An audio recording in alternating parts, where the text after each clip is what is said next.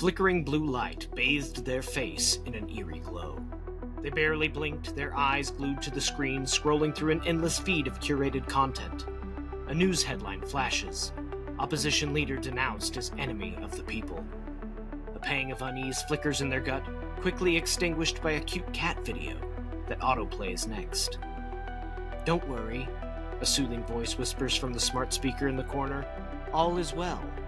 Your personalized news filter ensures you only see the information relevant to your well-being." They sighed, sinking deeper into the plush cushions of their bio-optimized recliner. Outside, the city hummed with a manufactured serenity. Dissent was obsolete, replaced by a carefully orchestrated consensus. The algorithms knew best, after all. They predicted their needs, curated their entertainment, and even selected their optimal career path. But sometimes late at night, when the city lights dimmed and algorithms slumbered, they felt a strange emptiness, a yearning for something more, something real. They'd brush it aside, attributing it to hormonal fluctuations or a vitamin deficiency. The personalized wellness app would recommend a sleep remedy or a mood enhancer, and the feeling would subside. But one day, a glitch in the system disrupts their perfectly curated feed.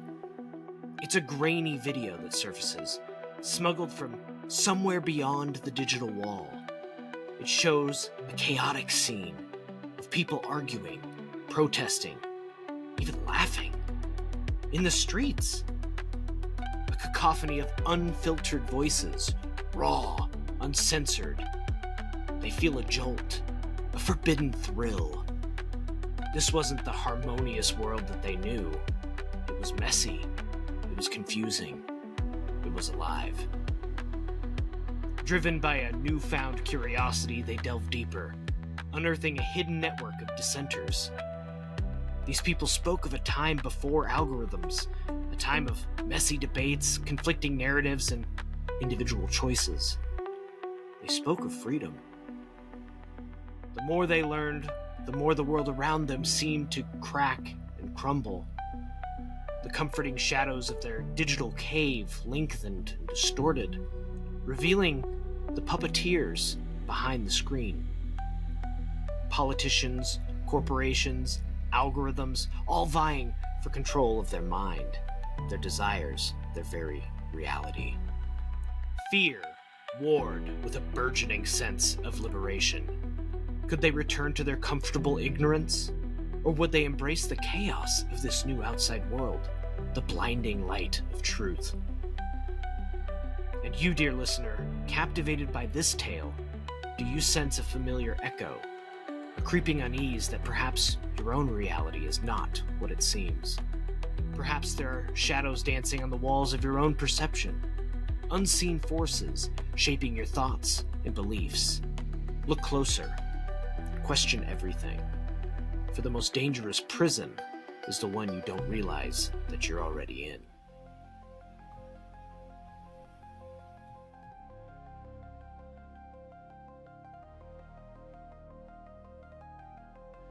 The story I just shared, with its nameless protagonist trapped in a world of curated information, is a modern reimagining of Plato's allegory of the cave. It's a powerful metaphor for how our perceptions can be shaped and controlled by external forces, even when we believe we're free. Just like the prisoners in Plato's cave mistook shadows for reality, we too are blinded by the information we consume, unaware of the deeper truths hidden just beyond our perception. This brings us to the crucial role of myth in the modern age. In a world saturated with information where facts are often weaponized and manipulated to serve hidden agendas, myths offer a different kind of truth. They speak to the deeper human experience, to our fears, our aspirations, and our search for meaning.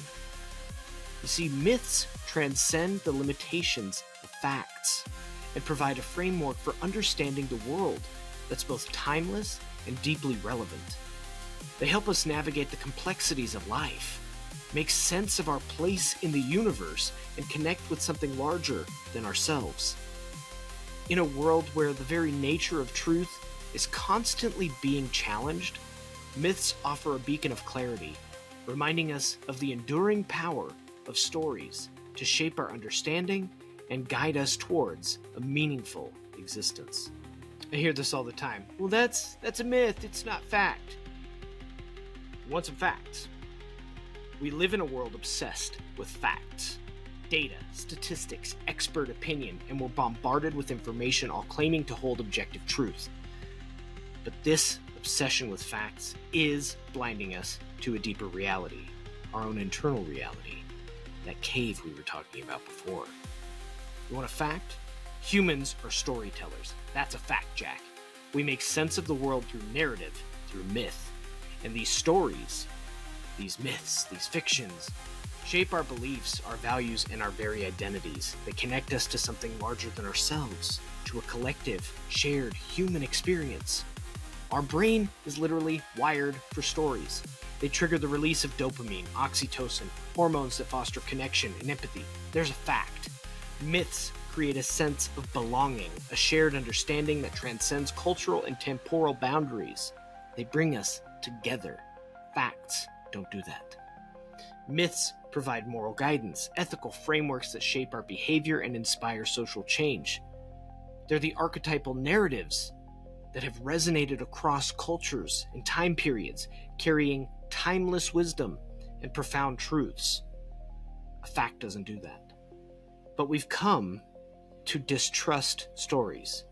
We cling to the illusion of objectivity, believing that facts alone can dictate our reality. Yet even facts are interpreted through a lens of personal and cultural bias. Remember the Berenstain Bears, right? Millions of people swear it's spelled Berenstein. Is this a simple mistake or a glitch in the matrix of our shared stories? Are we falling prey to the Mandela Effect, our memories constantly being rewritten by the cultural narrative, cultural story? Carl Jung said, "The greatest need of our time is to discover a myth that can help us to live today." We've become lost in a sea of information, adrift in a world devoid of meaning. Our rationalism has blinded us to the numinous, the symbolic, the power of myth, which guides us. Everybody acts out their own myth, but very few people know what their myth is. And you should know what your myth is, because it might be a tragedy, and it may be something you don't want to be. What story are you living? What narratives are shaping your reality? It's time to reclaim that power of myth, to swap out this obsession with facts, and reclaim the stories that have made up the human experience to the modern age.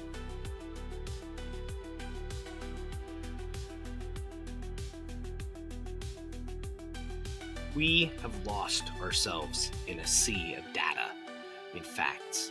We cling to facts, to figures, believing that they hold the key to understanding the world. But in our relentless pursuit of objectivity, we are neglecting something essential, and that is what Joseph Campbell called the power of myth. Myths are not just ancient stories, they're not fairy tales, they're the narratives that shape our culture, our values, and our very identities. They're the threads that connect us to our ancestors, to our communities, to the collective human experience.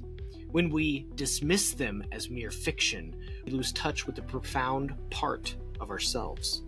We become disconnected from the emotional and spiritual dimension of our life, trapped in a sterile world of logic and reason. Challenging narratives is uncomfortable. Okay, they force us to confront biases or prejudices, the limitations of our own understanding. This is uncomfortable, but this discomfort is essential for growth. It's through questioning, through wrestling with different perspectives, that we expand our minds and evolve as individuals. Roland Barthes says, "Myth is a second-order semiological system. It is an image of an image." Myths are not simply reflections of reality, but interpretations. They provide us layers of meaning, built upon layers of meaning provided by people before us.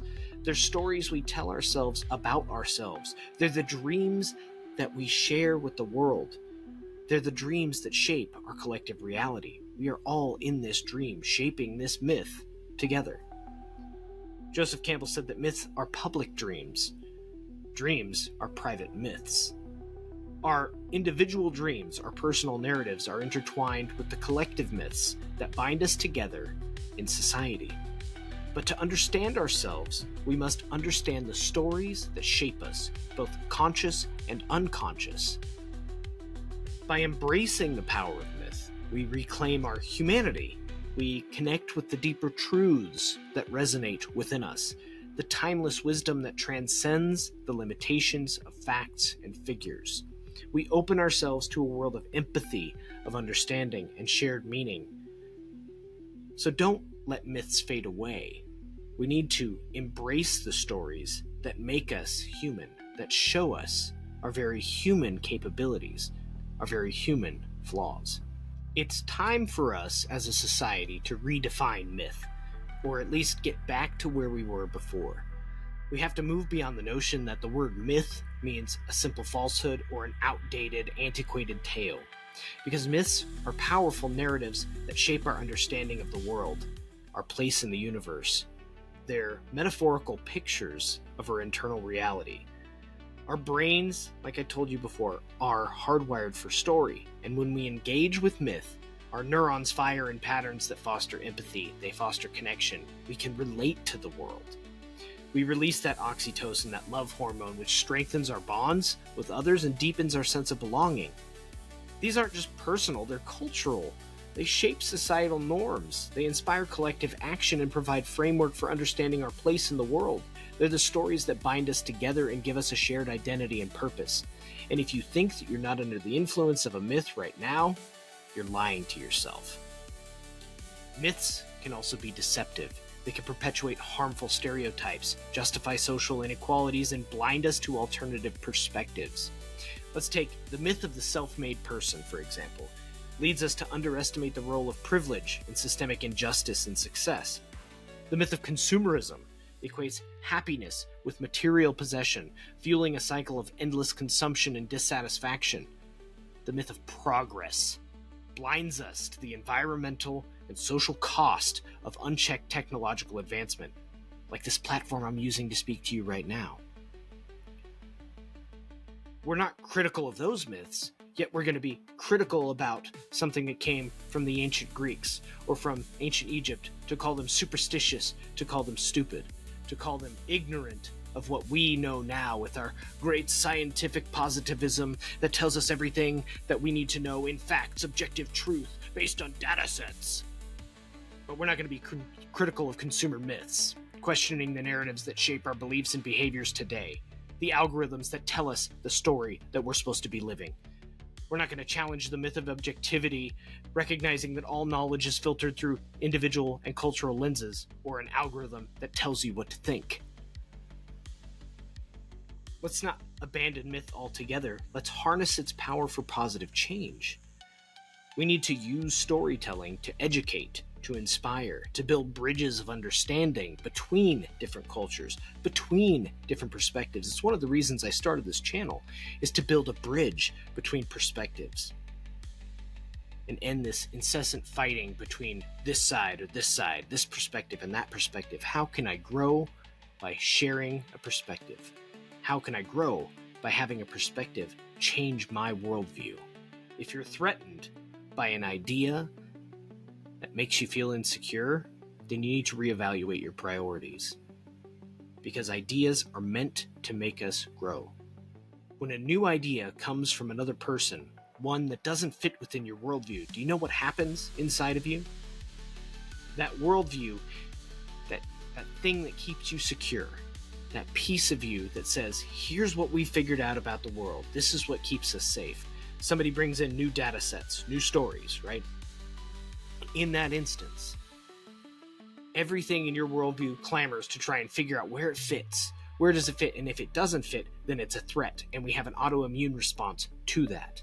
And that's normally to debate, to argue, to try and prove that we're right, instead of considering the fact that maybe we don't have all of the narrative. Maybe we don't have all of the story. And maybe we need to consider the story we've been telling ourselves. By understanding the power of myth, we unlock the potential to heal, to transform, to guide us towards just, compassionate action, to create a just and more compassionate world. We need to learn to embrace the stories that connect us to our humanity, to our shared past, and to the endless possibilities of our future if we can come together. I want to leave this video with a piece of poetry because I think poetry speaks to the same part of our being as mythology. It gets around the psychic sensor past the rational wall, the rational firewall of our mind. That fact checker up here that's so interested in keeping us secure in the worldview that we've carefully curated and constructed with our original algorithm that's now fed by this parasitic algorithm.